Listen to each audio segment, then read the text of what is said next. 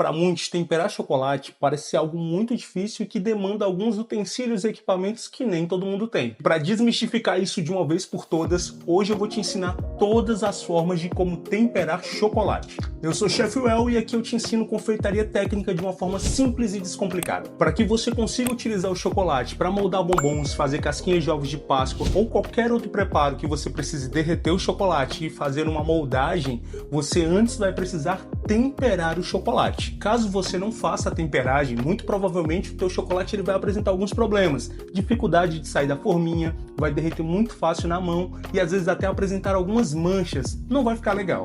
A temperagem do chocolate consiste basicamente em você elevar a temperatura do chocolate no derretimento, baixar a temperatura sob movimentação e depois elevar um pouquinho a temperatura novamente para finalizar. Para cada chocolate, o branco, ao leite ou meio amargo, existe uma faixa de temperatura diferente. Eu vou colocar aqui na tela.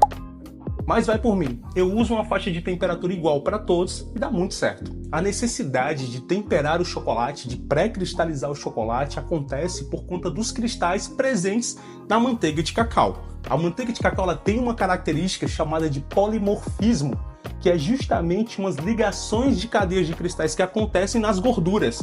A manteiga de cacau, por ser uma gordura e ser justamente o que dá estrutura ao chocolate, não é diferente. Então ela também sofre essa variação chamada de polimorfismo. Nesse vídeo eu não vou entrar muito nesse assunto de forma técnica, até porque eu já fiz um vídeo falando sobre isso e ele tá completaço. Eu vou deixar o link aqui e depois você vai lá assistir. Agora a gente vai para a cozinha e lá a gente vai fazer temperagem de 4 formas diferentes. Eu tenho certeza que depois desse vídeo tu vai sair fazendo temperagem como se estivesse fazendo bolo. Tu vai tirar onda. Para testar cada um dos 4 métodos que a gente vai fazer, eu separei essa forminha. Ela tem 12 cavidades e a cada 4 cavidades...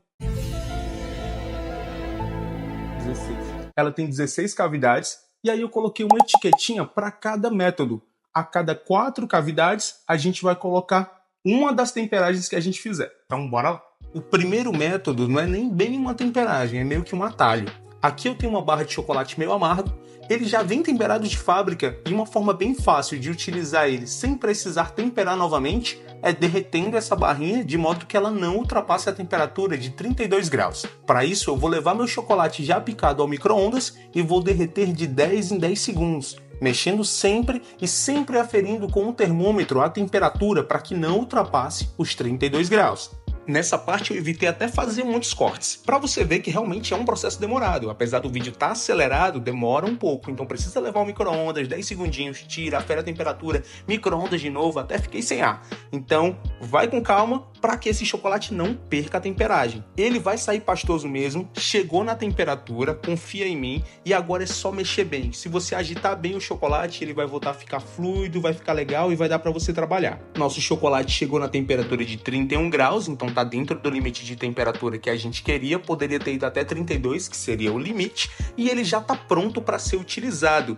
Esse método, eu gosto muito de usar ele para fazer um banho, por exemplo, né? Para quem não tem um ambiente de cozinha climatizado, ele é um baita quebra-galho para quem não quer abrir mão da qualidade do que é um chocolate nobre. Então eu gosto muito de usar esse método para banhar um alfajor, para banhar uma surpresa de morango, é sensacional. O segundo método é o método da semeadura. Esse método consiste em basicamente a gente temperar o chocolate, né, pré-cristalizar o chocolate com os cristais do próprio chocolate. Ou seja, o chocolate vindo de fábrica, a gente sabe que ele já está temperado. Então, o que a gente vai fazer? Vamos derreter parte desse chocolate entre 40 e 45 graus e a outra parte que sobrou, a gente vai picar e vai adicionar ela no chocolate derretido para que ela baixe a temperatura do chocolate.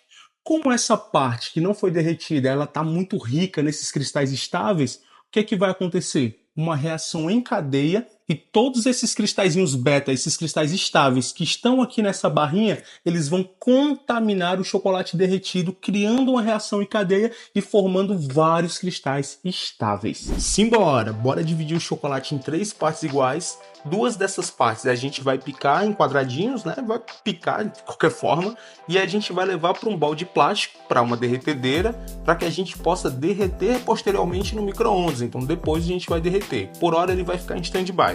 Em seguida a gente vai picar esse chocolate que sobrou, para ele ficar bem picadinho, quase como uma farofa. Você podia passar até para um processador, não tem problema. É ele que a gente vai usar para baixar a temperatura do nosso chocolate que vai ser derretido.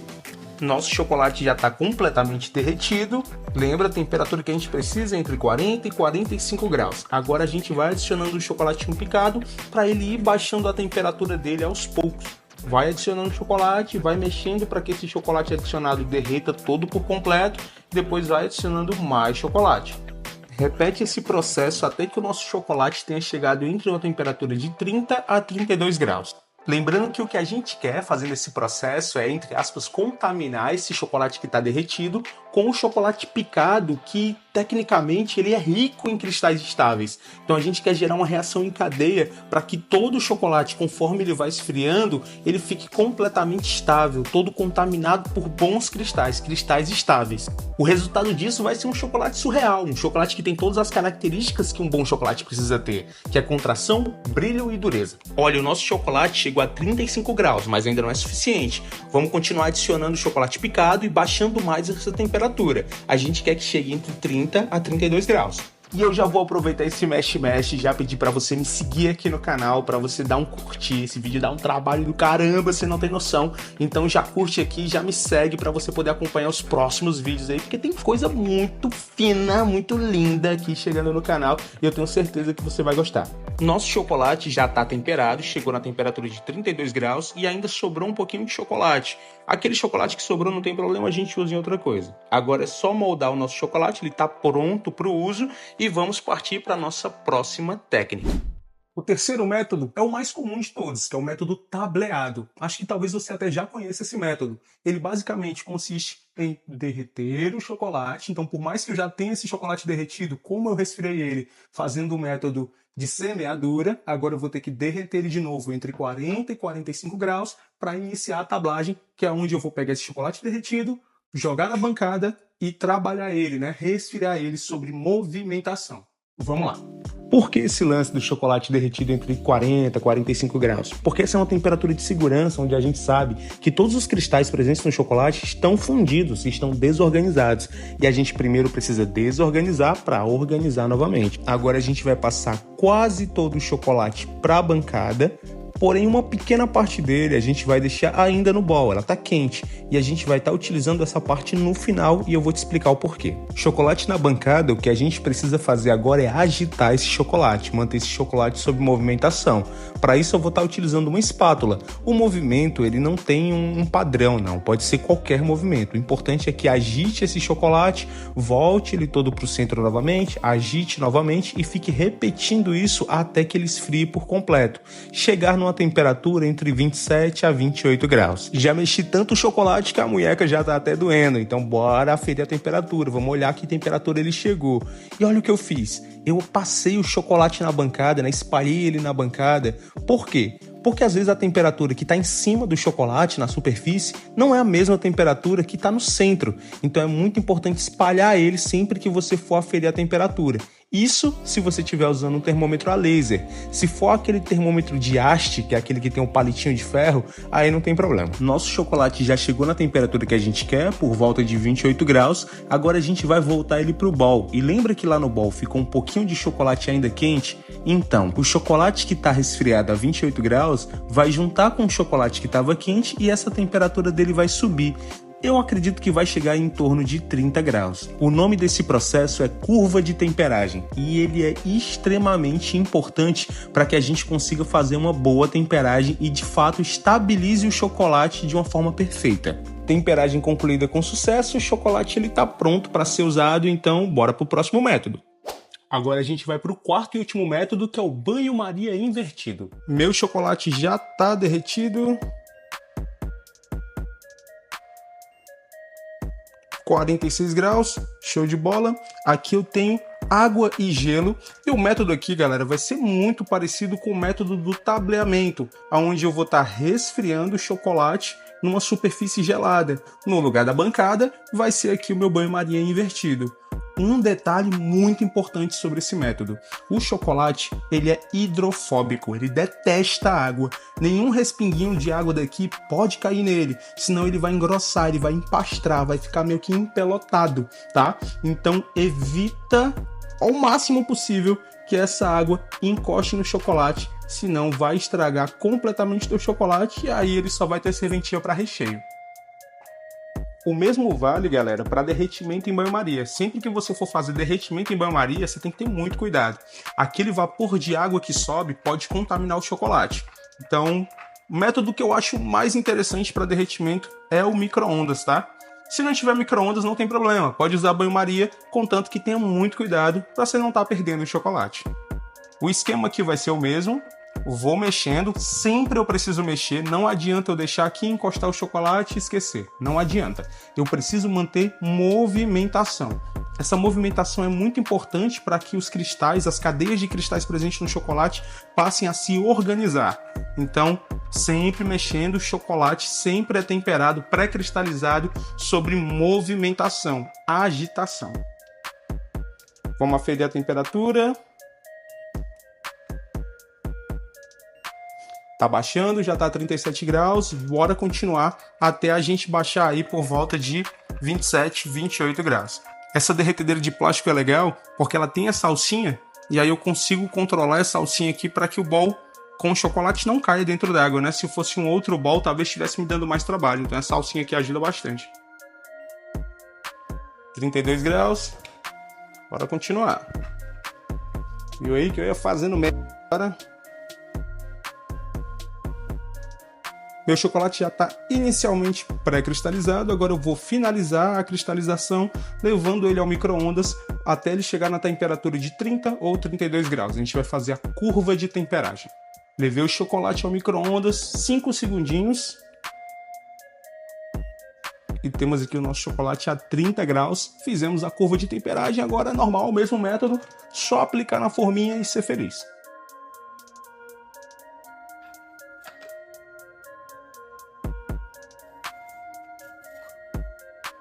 Os nossos chocolates ficaram mais ou menos 1 hora na geladeira.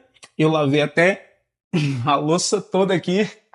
E agora já dá pra gente desmoldar. Então, vamos desmoldar.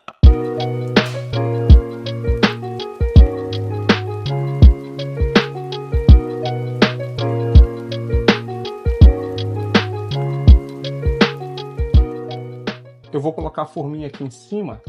E eu vou deixar um tempinho a forminha, porque como eles estavam na geladeira, a tendência é que comece a suar, tá? Estavam gelados.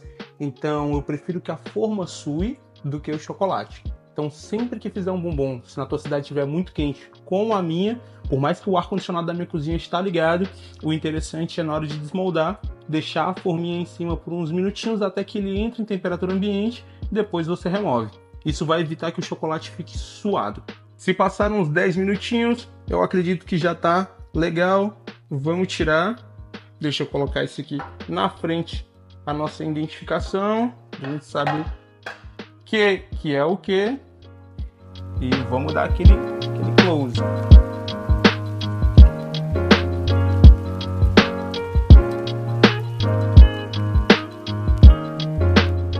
Uma coisa que eu percebo, apesar de que todos estão praticamente iguais, é que os que foram feitos em derretimento controlado, eles não estão com o mesmo nível de brilho do que os demais.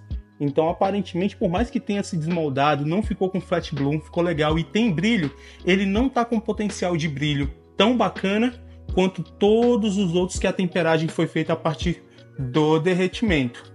É natural que o banho-maria ele tenha esse brilho um pouco mais fechado, porque todos os outros eles entraram na geladeira, saíram da geladeira algumas vezes para receber esse cara. Então, como ele ficou por último, é interessante que ele esteja o mais perfeito, né? Porque ele não teve essa quebra de temperatura várias vezes, né? Você vê até meio que um degradê de brilho aqui até chegar nele. Mas o mais importante para mim era te mostrar essa quantidade de métodos que a gente tem para fazer a pré-cristalização, a temperagem do chocolate, para que você tivesse um pouco mais de segurança na hora que você fosse fazer e escolhesse o melhor método que mais se adequa com a tua realidade. Todos deram certo, ficaram lindos os bombons. E aqui a gente pode observar até pela forma que não ficou nenhum chocolatinho aqui preso dentro da forma. Nosso chocolate não tá com manchas, o brilho dele tá legal, então funciona muito bem cada um desses métodos. Obviamente que cada método tem a sua particularidade, mas o mais interessante é que você utilize algum deles de acordo com a tua necessidade. Olha aqui o chocolate da forma saindo na mão. E é isso. Uma observação muito importante é, esse bombom, como ele acabou de sair do desmolde, ele ainda tá frágil, tá? Esse cara só vai estar completamente estabilizado depois de 24 horas. Então é natural que agora, quando eu toque e mantenha a mão por muito tempo nele, ele manche a minha mão de chocolate. Isso porque ele ainda não está completamente estável. Então precisa de 24 horas de descanso para que você possa manipular ele com mais cuidado. Estou salivando aqui. O que eu recomendo que você faça? Desmolda teus bombons, coloca uma luvinha e transfere eles com muito cuidado, para que tu não estrague o trabalho que tu fez, para que tu não mancha eles, não marque eles com digital, porque de fato ficou marcado. Eu vou até deixar um aqui para tu ver. Ó. Vou levar mais para pertinho. Ó, ele fica manchado com a tua digital. Então é muito importante que você faça essa manipulação de forma adequada, que aí você vai manter o brilho dele por muito mais tempo. Nossa aula de hoje foi isso. Se você ficou com alguma dúvida, deixa nos comentários. Não esquece de curtir esse vídeo, vai me ajudar muito. Me segue também, porque toda semana tem conteúdo novo, tanto sobre chocolate quanto como confeitaria como um todo, tá? Vídeos técnicos simplificados. E é isso. Um cheiro para todos vocês e até a próxima.